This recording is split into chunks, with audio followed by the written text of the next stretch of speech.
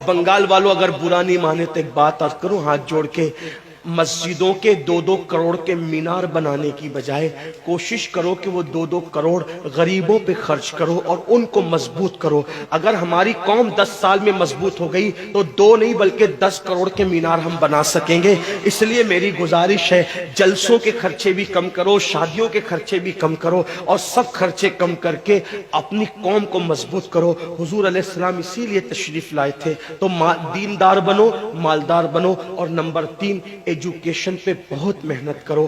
کوئی بھی جاہل نہ رہے، کوئی بھی ان پڑھ نہ رہے، خوب پڑھاؤ اپنے بچوں کو۔ 10ویں 12ویں تک کبھی مت رکنا، بلکہ اپنے بچوں کو IAS بناؤ، IPS بناؤ، ڈاکٹر بناؤ، انجینئر بناؤ۔ ڈاکٹر بھی BUMS والا مت بناؤ، بلکہ MD اور اعلیٰ سے اعلیٰ ڈگری دلاؤ۔ اب آپ کہیں گے مولانا پیسے نہیں ہے، میں آپ سے کہتا ہوں ہر سال عید پہ نیا کپڑا نہ بنانا پڑے نہ بناؤ، دھلے ہوئے کپڑوں پہ عید کر لو، لیکن اپنے بچوں کی تعلیم پہ خرچہ کرو۔ اسی طریقے سے کسی اور جگہ پر پیسے لگانے کی بجائے 10 سال اگر ان 3 نکات پر آپ نے محنت کر دی، دیندار بنو، مالدار بنو، اور ایجوکیشن کو عام کرو، ہر بندے کو پڑھا لکھا بناؤ۔ آپ کہیں گے مولانا نوکری نہیں ملتی، میں کہتا ہوں ہم نوکری کے لیے نہیں پڑھتے، ہم اچھا انسان بننے کے لیے پڑھتے ہیں۔ اس لیے کہ پڑھے لکھے کی تجارت میں ان پڑھ کی تجارت میں فرق ہے، پڑھے لکھے کی گفتگو میں ان پڑھ کی گفتگو میں فرق ہے، پڑھے لکھے کے اٹھنے بیٹھنے میں ان پڑھ کے اٹھنے بیٹھنے میں فرق ہے۔ دیکھو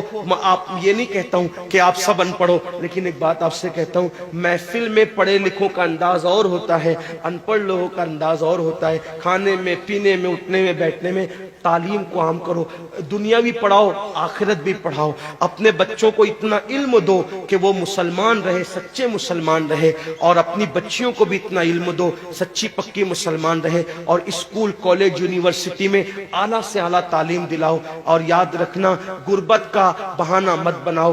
بیٹیا کی شادی ہوتی ہے تو لاکھوں روپے کہاں سے آتے ہیں؟ اور آپ سے کہتا ہوں 8 گھنٹے محنت کرنے کی بجائے 16 گھنٹے محنت کرو، محنت میں پیچھے مت ہٹو، اپنے بچوں کو پڑھاؤ۔ صرف 10-12 سال ہندوستان کے تمام مسلمان محنت کر کے اپنے بچوں پہ محنت کر لیں، کوشش کر لیں، کاوش کر لیں، تو دیکھنا نقشہ بدل جائے گا۔ یہ بھی آپ سے کہتا ہوں، ایک بات کہتا ہوں، منع نہیں کر رہا ہوں، اگر مجھ سے غلطی ہو تو میرے علماء اصلاح کریں گے، آپ میری ذات کو دیکھ کے قبول نہیں کرنا۔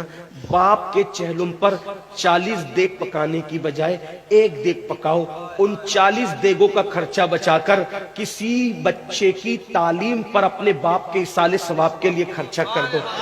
پیر صاحب کے مزار پر 1 لاکھ کی چادر لا کے ڈالنے کی بجائے 100 روپے کی چادر ڈال دو، باقی کے پیسے بچا کر غریبوں کی تعلیم پہ خرچہ کر دو۔ پیر صاحب کے ایصال ثواب کے لیے وہ اس 1 لاکھ کی چادر سے جتنا خوش ہوں گے، وہ 100 روپے کی چادر سے بھی اس سے زیادہ خوش ہوں گے، کیونکہ آپ نے کسی کو اٹھا دیا، کسی کو آپ نے ترقی پہ لے گئے۔ ایک بات کہتا ہوں، میرا پیر جنتی ہے تو میرے پیر کو میری 1 لاکھ کی چادر سے کیا غرض؟ اس کو تو جنت میں اس سے بہتر لباس مل چکا ہے، اس کو تو 1 لاکھ کا اس سے بہتر لباس مل چکا ہے۔ تو یہ باتیں تلخ لگے معاف کرنا، لیکن آپ سے ایک بات کہتا ہوں، رسومات سے نکلو، حقیقتوں کی طرف آؤ، رسومات سے نکلو، سچائیوں کی طرف آؤ۔ ایک دوسرے کو گرانے کی کوشش مت کرو، ایک دوسرے کو اٹھانے کی کوشش کرو، آپس کے جھگڑے ختم کرو۔ تیرا سلسلہ بڑا، میرا سلسلہ بڑا، تیری برادری بڑی، میری برادری بڑی، تیرا پیر بڑا، میرا پیر بڑا۔